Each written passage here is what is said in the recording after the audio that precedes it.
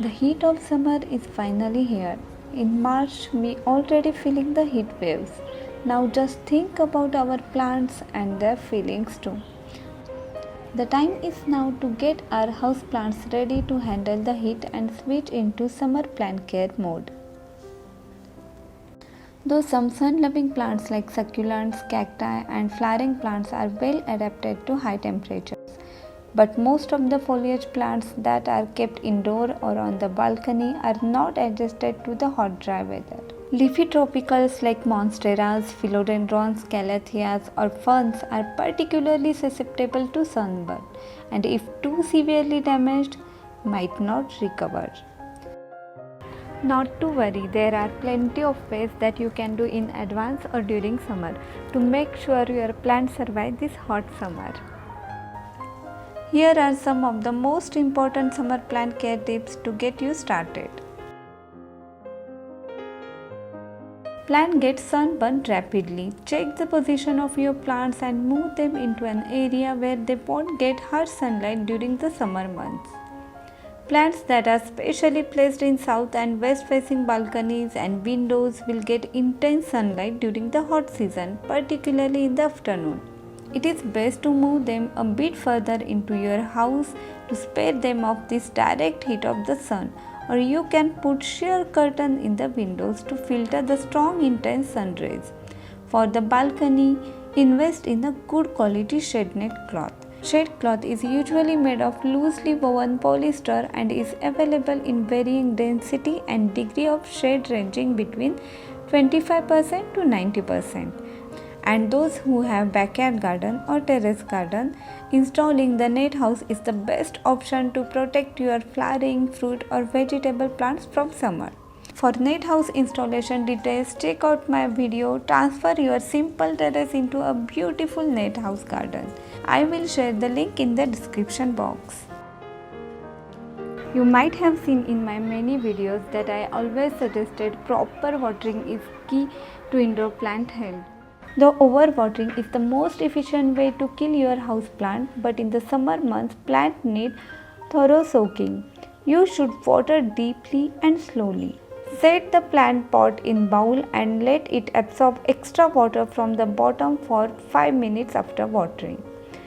In the summer, heat and sun cause water to evaporate from the soil at much faster rates. So be sure to give your plant a deep watering.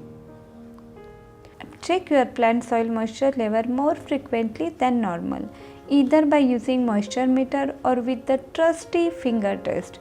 Water when the soil feels dry at least 1 to 2 inches down for most tropical plants.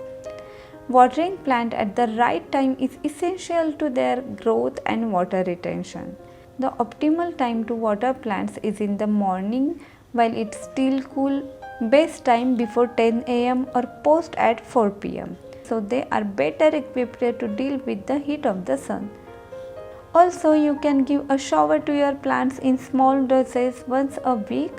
This will help with cleaning foliage as well as keep pests and diseases away from the plants.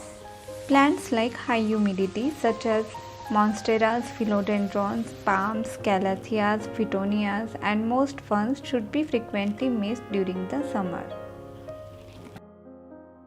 Also fill a shallow dish with pebbles. Fill it with water and set your pot on top to create a little humid microclimate for your plants that will provide humidity and help your plants survive summer. Also, a grouping of plants together help to increase the humidity. Make sure your plants are not switching it out. Move them into a cooler space or in room if needed.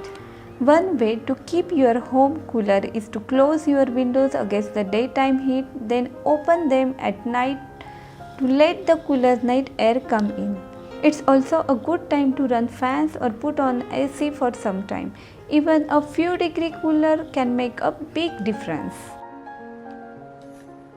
The other summer must-have is mulch. Use any organic material such as coco peats, sphagnum moss or even coconut coir. Spread any one of them on the soil surface to keep it cool.